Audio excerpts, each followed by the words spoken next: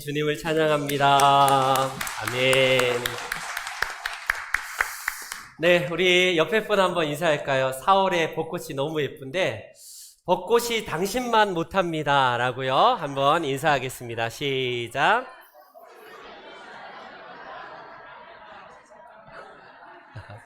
네, 우리 한 분 한 분이 아름다운 벚꽃보다 하나님의 창조물로서 더 아름다우십니다. 이 시간 같이 말씀을 통해서 하나님의 은혜를 같이 나누도록 하겠습니다. 우리 그 고사성어 중에 그 정저지화라는 이야기가 있어요. 정저지화. 말 그대로 쉽게 풀이하면 우물안 개구리라는 뜻을 가진 사자성어입니다. 여러분, 이 정저지화에 이렇게 알려진 이야기가 뭐겠어요? 그만큼 좁은 식견과 경험을 가지고 상대방을 평가하려고 하는 사람을 빗대어서 보통 우물안 개구리라고 하지 않나요? 그가 바라본 아마 하늘은 그 우물 크기의 그 정도의 하늘만 평생 경험할 거고, 그가 헤엄치는 이 바운더리, 이 정도의 크기밖에를 경험하지 못한 그로서는 외부에서 아무리 넓은 세계가 있다라고 알려주어도 잘 믿으려 하지 않을 겁니다. 어느 날 바다를 경험한 한 개구리가 이 우물에 놀러와서 이 평생 우물에 살던 개구리와 함께 이야기를 해요. 야, 너 어디서 온 애야? 그랬더니 나 바다에서 방금 돌아온 개구리라고 자기를 소개해요. 바다란 말을 처음 들어본 이 개구리로서는 그럼 바다가 도대체 어느 곳이고 얼마큼 커? 혹시 바다가 이만큼 크냐 하면서 자기 손과 배를 불룩하게 하면서 이 정도 크고보다 더 커? 그랬더니 이 바다를 경험한 이 개구리는 가소롭다는 듯이, 야, 그거 가지고도 되겠어? 바다란 말이야 하면서 일장연설을 늘어놓고 엄청나게 형용할 수 없는 큰 물이 있는 곳이라고 설명을 해줍니다. 그런데 우물 안에서 평생 살아가던 이 개구리로서는 그 이야기를 들려줘도 과연 믿을까? 그 이야기를 들어도 아마 속으로 생각하기를, 이 자식 이거 거짓말하네. 내가 잘 아는데, 내가 너보다 훨씬 더 많이 경험했고 더 잘 아는데 하면서 그 이야기를 받아들이려 하지 않을 겁니다. 이게 우물안 개구리의 좁은 식견이고 고집으로 말미암아 어떤 것도 받아들이지 아니하는 속성을 가진 사람을 일컬어서 바로 우물안 개구리다라고 보통 이야기를 하지 않습니까? 여러분, 그래서 그런지 고대 그리스의 철학자인 이 플라톤은 이데아 세계, 지금 현시적으로 보여지는 현상의 세계 외에 저 너머의 피안의 세계인 이데아의 세계를 경험한 사람들은 바로 현재에 갇혀있지 않다라는 설명을 통해서 어떤 설명을 하냐면 바로 동굴의 비유라는 설명을 하고 있습니다. 동굴의 비유. 여러분, 동굴 안에서 평생 살아가는 사람은 동굴에 비춰진 그 희미한 빛만 볼 거예요. 평생 이 컴컴한 동굴 안에 살아가는 사람으로서는 내가 경험하는 이 세계는 컴컴한 세계야. 가끔씩 빛이 들어오긴 하는데 빛이 들어오는 그 형상이 마치 그림자임에도 불구하고 저거는 실제야. 저거는 진짜 참 세계야 라고 믿고 있다는 거예요. 그러나 동굴 바깥으로 나아가서 푸르디 푸른 하늘을 바라본 저 사람, 이 아름다운 벚꽃이 정말 늘어지도록 피어난 아름다운 세상을 경험한 사람은, 야, 저 동굴이 전부가 아니구나.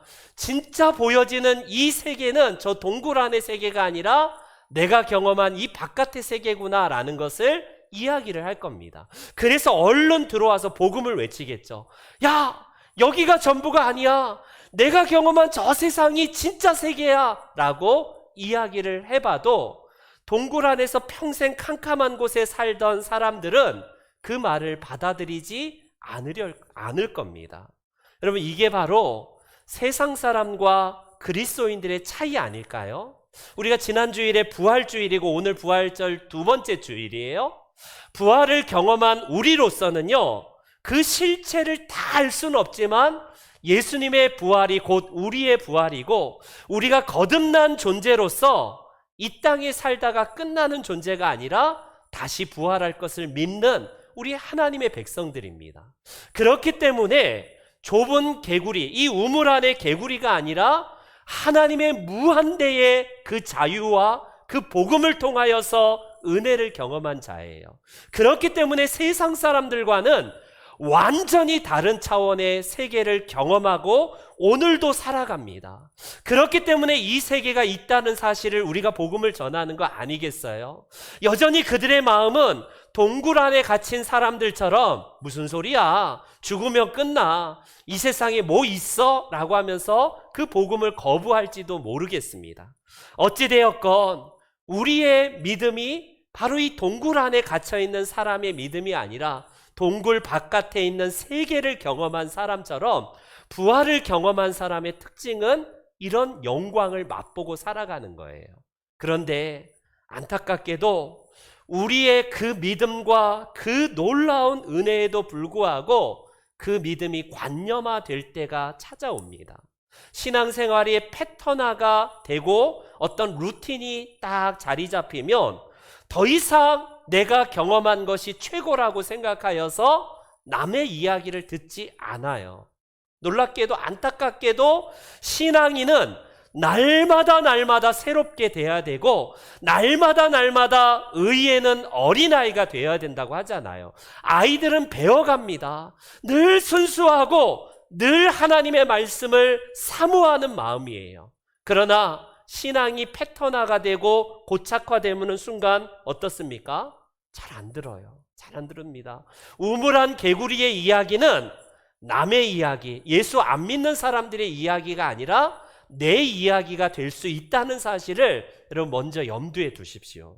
예컨대 우리가 내로남불이라는 말을 너무 오래전부터 사용하잖아요. 남이 하는 것은 다 어때요? 다 불륜이고 내가 하는 것은 아름다운 로맨스입니다. 언제든지 이거는요 받아들일 수 있는 이런 너그러움들이 내 안에 있어요. 근데 남에 대해서는 엄격한 잣대를 대면서 너는 그것밖에 안 돼? 라고 하면서 흠집을 내는 게 이 땅의 사람들, 아니 우리의 모습 아니겠습니까? 지금 이제 22대 총선을 앞두고 얼마나 여야가 서로 막 마타도어입니까? 자기 자신을 보면 그렇게 상대방을 함부로 비판하거나 비난하지 않을 텐데 얼마나 여나 야나 상관없이 사람들의 본성은 예나 지금이나 동일한 것 같아요. 교회 안에서도 어떻습니까? 내가 주일 예배에 빠지면 그럴 만한 이유가 있는 거예요. 남들이 예배에 빠지면 저 믿음도 없어가지고 이렇게 손가락질한다는 게 문제입니다. 여러분, 내가 봉사하지 못하면 나는 바빠서 너무너무 바빠서 정말 눈꽃 뜰 새 없고 밥 먹을 시간조차 없어서 나는 그거를 합리화하면서도 다른 사람들이 봉사하지 않으면 저런 게으른 신앙생활, 저런 만연한 신앙생활을 하냐라고 비난하고 비판합니다. 여러분, 내가 실수하면 그건 어쩔 수 없고 그럴 수도 있는 문제이지만 남들이 실수하고 넘어지면 맹비난하면서 그걸 완전히 꼬투리 잡아서 어떻게든지 죽이는데 혈안이 돼 있는 것이 우리들의 신앙의 또 다른 패턴일 수도 있어요. 바리새인들이 그러지 않습니까? 바리새인들이 내로남불의 전형이에요. 그들은 누구보다도 잘 믿는다고 하지만 손 하나 까딱 안 합니다. 그들의 성경적인 지식은 남들보다 타의 추종을 불허하지만 그 생명의 말씀으로 사람을 세우고 사람을 살리는 일을 하지 아니하고 오히려 정죄하고 죽이는데 앞장서는 거예요. 저와 여러분들은 어떻습니까? 여러분, 이 이야기는 남의 이야기가 아니라 나의 이야기예요. 우리의 이야기입니다.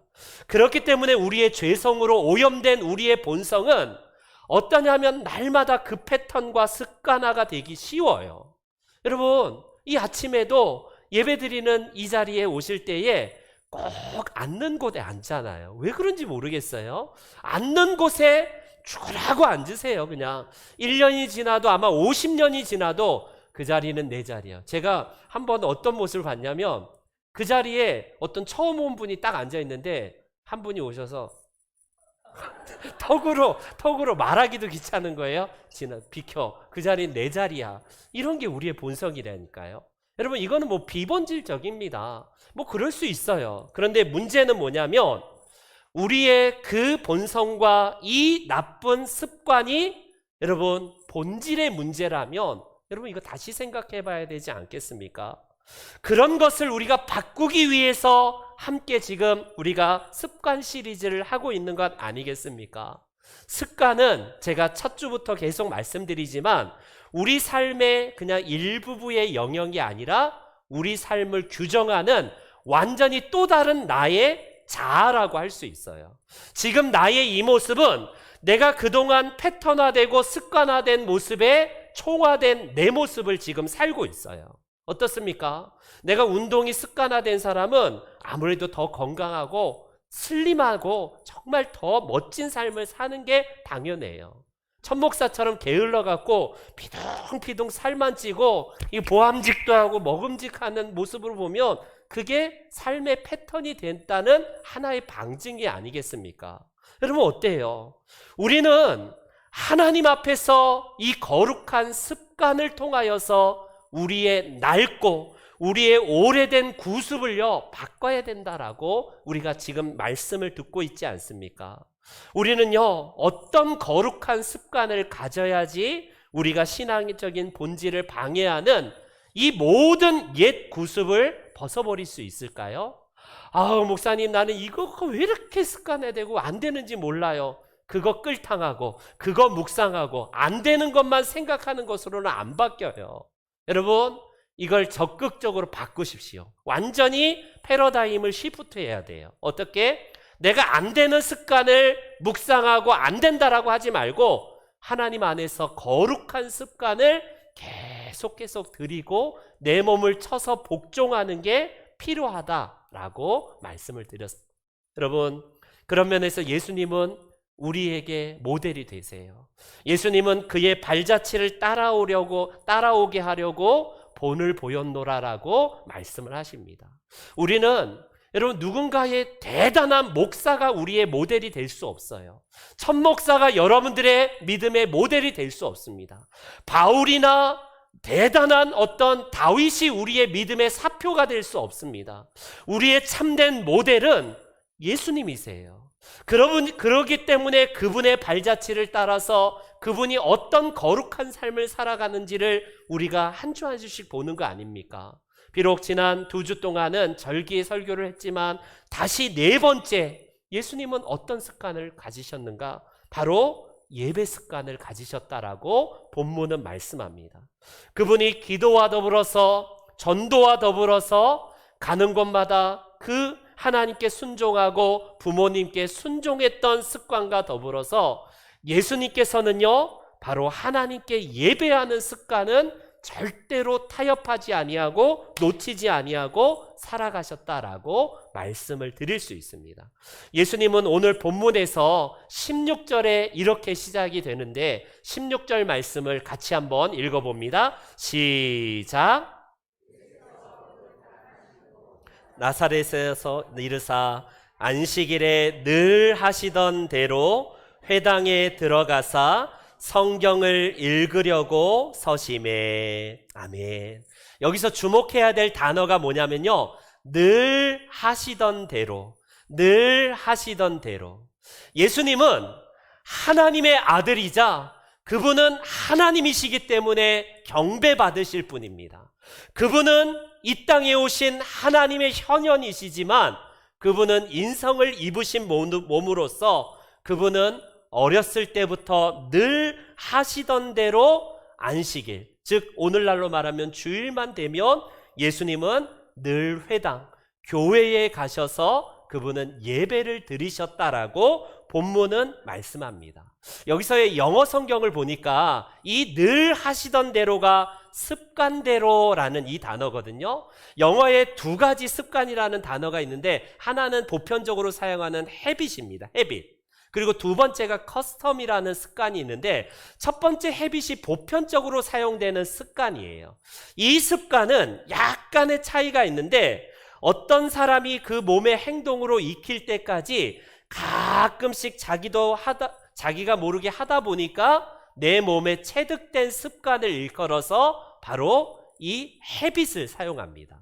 그런데 두 번째 커스텀은 뭐냐면 오랫동안 반복하여서 아예 나를 규정하는 그 삶으로 바뀐 이 습관이 바로 커스텀이라고 하더라고요. 여기서 사용되는 영어 성경은 헤빗이 아니라 커스텀이에요. 예수님은 그 몸과 그 삶이 완전히 예배하는 습관으로 그분은 그 몸에 익혀져 있다라는 사실을 성경은 기록을 하고 있습니다. 예수님은 예배하는 삶을 놓치지 아니하고 그분의 삶의 패턴이 아예 예배자로서 하나님께 나아갔다라는 이 말씀이에요. 도대체 예수님은 언제적부터 예배를 드렸을까? 공생의 시작이 한 30살 때부터 하셨으니까 그때 바짝 예수님이 각성이 돼서 내가 예배 드려야겠다 그때부터 했을까요? 아니에요. 여러분 잘 알다시피 우리가 지난번에 말씀드렸듯이 예수님은 어렸을 때부터 부모님 말에 순종했다라고 말씀드린 것처럼 예수님의 이 습관은 바로 아버지 요셉과 어머니의 마리아의 손을 잡고 어렸을 때부터 회당에 출입하면서 하나님께 드렸던 예배가 습관이 되었다라는 사실을 말씀을 드릴 수 있습니다. 여러분 평범한 목수의 아들로서 그분은 주중에는 아버지와 함께 목수 일을 하시면서 생계를 이어가셨지만 꼭 회당에 안식일만 되면 경건한 아버지와 어머니의 손을 잡고 그는 꼭 예배하는 습관을 들였다는 거예요. 여러분 우리 주일학교 아이들에게 우리 믿음의 부모님이 손을 잡고 주일학교 예배를 정말 귀하다는 것을 습관화 들이지 않는다면 아이들 금방 타협합니다. 예배? 너 좋은 대학 가고 나서도 얼마든지 갈 수 있으니까 그때가 타협하기 시작하면 부모의 그 가치가 예배보다는 대학의 가치가 더 큰 거구나. 내가 이 땅에서 돈 많이 버는 게 예배보다 더 큰 가치구나. 아이들은 은연중에 배우는 거예요. 그러나 예수님의 부모님이었던 이 요셉과 마리아의 이 신앙과 예배의 습관을 따라서 예수님은 어렸을 때부터 그분은 회당에 들어가셔서 예배하는 삶을 사셨다라고 할 수 있어요. 여러분 예수님이 오늘 본문에 보니까 오랜만에 공생에 사역하시다가 고향 나사렛으로 돌아오셨다라고 성경은 기록을 합니다. 예수님은 어렸을 때부터 그곳에서 회당에서 예배드렸던 그 삶이 있는 그 추억이 있었던 나사렛인데 이 나사렛에서 완전히 난리가 났어요. 예수님이 평범한 목수의 아들로서 목수로서 살아갔던 저분이 갑자기 출가하여서 갈릴리 바다 가버나움 부근에서 병자를 살리고 고치고 하나님 말씀을 증거하면서 사람들을 세워가는 그 일들을 할 때에 그 북쪽에 위치한 갈릴리 지역이 난리가 났습니다. 난리가 났어요. 저분이 혹시 메시아가 아닐까? 저분이야말로 하나님께서 보내신 참된 메시아라는 사실이 그 동네방네 다 알려지기 시작합니다. 물론 예수님이 자라나신 이 나사렛에도 예수님의 소문이 났기 때문에 그날따라 예수님은요 그 회당에 들어갔을 때에 유명인사가 되신 예수님에게 어떤 소개를 합니까? 회당장은 보통 회당장이 오늘날의 목회자로서 그가 회당에 있는 모든 일들을 주관하고 특별히 그 회당에서는 성경을 보통 읽거든요. 통독을 하는 게 보통 옛날의 예배 방식이었는데 그날은 회당장이 집례를 하지 아니하고 예수님의 유명세를 들었던 회당장이 겸손하게 예수님께 부탁을 합니다. 예수님께 부탁을 하기를 나오셔서 여기에서 우리에게 말씀 강론을 해주십시오라고 회당장이 부탁을 하는 내용이 오늘 본문의 내용입니다. 그때 예수님께서 이 말씀을 펴서 읽은 곳이 바로 오늘 본문의 이사야서 말씀을 예수님이 그 회중 앞에서 회당에서 읽으셨다라는 사실이에요. 여러분, 예수님은 말씀을 증거하기 위해서, 설교하기 위해서 회당에 가신 게 절대 아닙니다. 예수님도 이 안식일만 되면 예배하기 위해서 그 회당을 찾으셨어요. 비록 인간의 잘못된 제도와 여러 가지 인간의 실수가 있고 이곳이 정말 불완전한 곳임에도 불구하고 예수님은 그곳을 막 뜯어 고치고 내가 하겠다라고 나서지 않아요. 그 질서에 순종하시면서 예수님은요, 회당에 안식일만 되면 예배하기 위해서 나아가셨다라는 사실을 성경은 증언합니다. 여러분, 전승에 보통 유대인들은 말귀를 알아듣는 5살만 되면 이제 회당 출입이 가능하게 되고 13살부터는 의무적으로 회당에 등록하여서 이제 나오게 되는 게 유대의 문화예요. 그들은요, 어렸을 때부터 회당에 나와서 예배하도록 이렇게 가르치고 그게 문화인데, 여러분 어떻습니까? 오늘날 우리는 그런 강제사항은 없어요. 조직의 쓴맛이 교회 안 나온다고 해서 무슨 조직의 쓴맛을 맛보거나 그런 건 최소한 없지 않습니까? 어찌되었건 우리는 자연스럽게 주님이 부르신 이 예배당에 나와 오늘도 예배를 드리고 있는데요. 지금 우리에게 강제적인 예배가 아닌 영과 진리로 드리는 주의 영이 계신 이곳에 자유가 있다라고 주님이 말씀하신 예배의 장소에 나오셨는데, 여러분, 그렇기 때문에 우리는 더더욱 자발적으로 예배의 습관을 가지셔야 돼요. 예배의 습관. 예배 드리는 게 만약에 예수님처럼 습관이 되지 않으면 어떨까요? 예배에 대한 타협이 쉬워져요. 여러분, 오늘도 예배로 나아갈 때 얼마나 많은 유혹들이 있어요. 야, 벚꽃 구경 가자. 야, 지금 놓치면 1년 기다려야 되니까 벚꽃 구경 가자. 솔직히 목사인 저도 벚꽃 구경 가고 싶을 만큼 너무 황홀하고 너무 예뻐요. 지금 다 떨어지기 전에 이 주일 시간 이날밖에 없기 때문에 가자라고 누군가가 친구나 누가 지인이나 누가 얘기합니다. 야, 4월이 일본이 좋대더라. 어디 놀러가 장가게가 좋대더라. 야, 빨리 끊어 해갖고 2박 3일 갈 시간이 없는데 주일 껴서 가야 되니까 너 알아. 그렇게 알고 있어. 여러분 어떻습니까? 얼마나 많은 주의를 타협하고자 하는 그런 이야기들이 우리 안에 유혹으로 다가옵니까? 그런데 그걸 유혹이라고 생각하고 고민하고 안 되는데 라고 하면 그나마 다행이에요. 그래? 그렇지. 뭐 예배는 다음에 또 드려도 되지 뭐.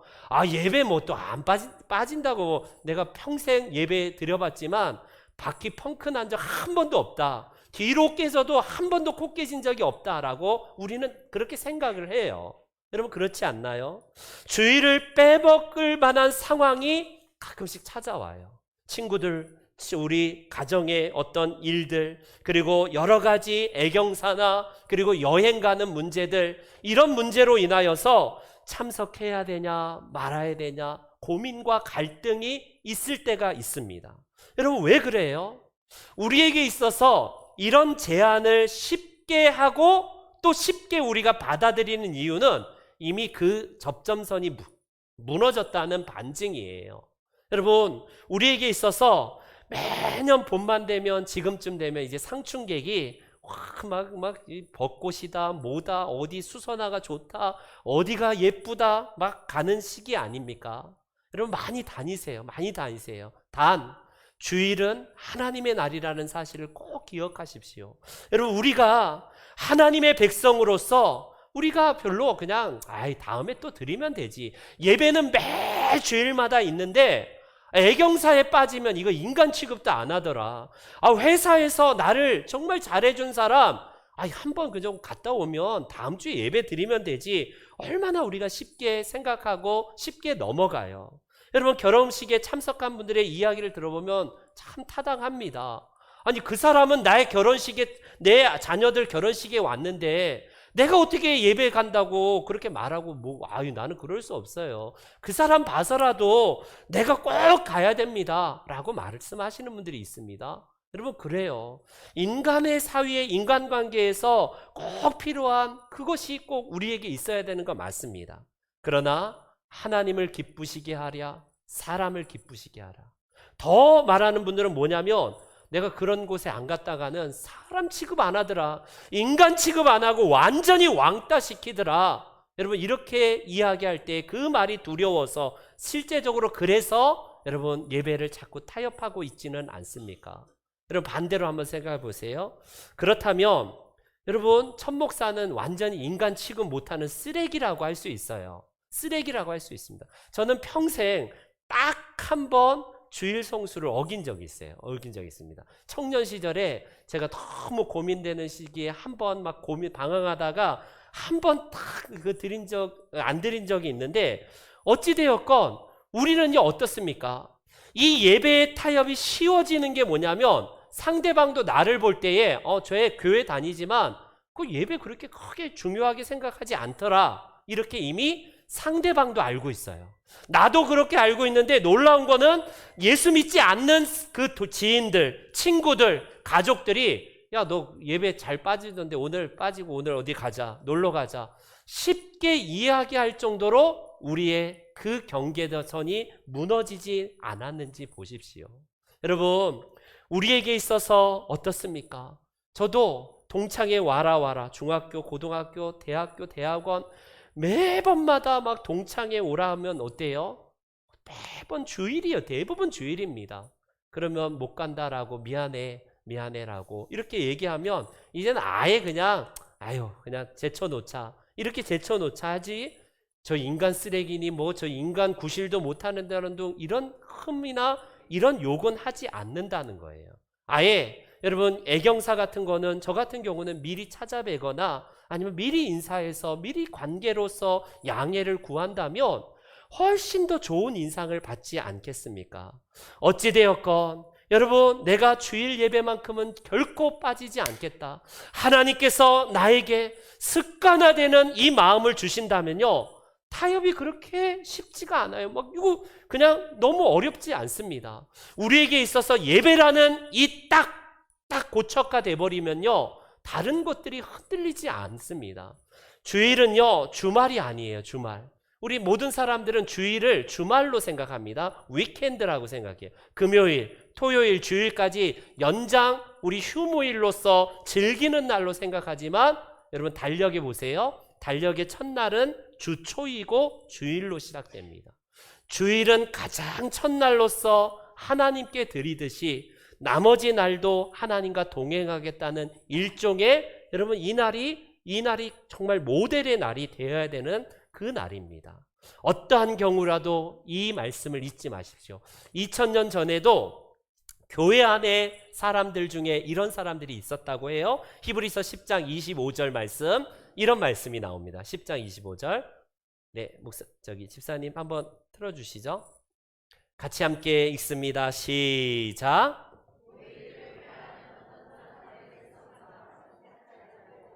오직 권하여 그날이 가까움을 볼수록 더욱 그리하자. 여러분, 2000년 전에도 놀랍게도 그때 이런 습관을 가진 사람이 있대요. 옛 구습의 습관. 야, 뭘 또 모여, 다음에 또 모이면 되지, 뭘 맨날 모여서 예배 드려, 우리가 다른 때 하면 또 되잖아, 지금은 시기가 아니라니까. 모이는 것을 패하는 사람들의 습관이 있었대요. 교회 안에 동일합니다.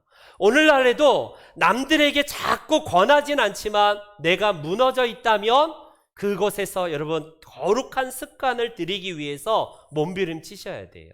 왜 예배가 중요할까요? 예수님은 이렇게 말씀하십니다. 마태복음 18장에 보니까 두세 사람이 내 이름으로 모인 곳에는 나도 그들 중에 있다라고 예수님이 말씀을 하고 계세요. 여러분, 여기서 말씀하신 이 두세 사람이 내 이름으로 모인 곳, 예수님의 어떤 학자는 이 말씀을 근거로 어떻게 주석하냐면 최소한의 예배 드릴 수 있는 그 인원이 두세 명이 그리스도의 이름으로 모인 곳에 주님이 임재하신다라고 이렇게 해석을 하더라고요. 정말 맞는 것 같아요. 여러분, 어떻습니까? 아무리 그 모임이 작다 할지라도, 그 모임이 이 세상에 대단한 곳이 아닐지라도 우리 주님께 정말 경건한 마음으로 그분의 임재를 사모하면서 예배드리는 그 장소에 내가 너희와 함께 있다라고 말씀을 하세요. 여기서 보면 내가 너희와 함께 있느니라 라고 하니까 앞으로 있을 것인가? 미래형처럼 will be라고 생각하기 쉬운데 아니에요. I am입니다. I am. 나는 있다예요. 있다. 내가 너희 안에 있다라고 하면서 현재적으로 하나님을 예배하는 그 장소에 내가 너희와 함께 있다라고 표현을 하고 있습니다. 여러분, 그래요. 우리는 지금 이 예배의 장소가 세상의 여타 장소보다 그렇게 좋은 장소는 아닐지도 모르겠어요. 우리의 모임이 그렇게 대단한 뭔가 이 땅에 그런 화려한 고관 대작들의 모임이 아닐지도 모르겠어요. 그러나 하나님의 임재를 사모하면서 그분과의 만남을 사모하는 자들의 모임이라면 두세 사람이 모인 곳에 내가 너희와 함께 있다라는 이 약속의 말씀이 우리 하나님의 약속의 말씀인 줄 믿습니다. 그렇기 때문에 여러분 집중하셔야 돼요. 가사 하나하나에 우리는 입으로는 예수 사랑하심은 하면서 예수 사랑이 내 안에 있는 것이 정말 절절하게 생각하지 아니하고 습관화되어서 형식적으로 부를 때가 많아요. 여러분 집중하십시오. 집중하세요. 설교 시간 30분 정도의 짧은 시간에도 자꾸 우리의 생각은 외출을 나가서 벚꽃이 어디 갈까? 어디가 예쁠까? 오늘 맛집은 어디로 갈까? 여러분 집중을 못하면 임재가 안 되는 거예요. 하나님의 임재가 안 됩니다. 그렇기 때문에 집중하는 게 필요해요. 집중이라는 영어 성경, 영어를 보니까 concentration이라고 표현하더라고요. concentration. 뭐냐면 con이 함께라는 이게 그 접두어고요. centration 중에 center예요. 함께 중앙으로 나아가는 게 집중이래요.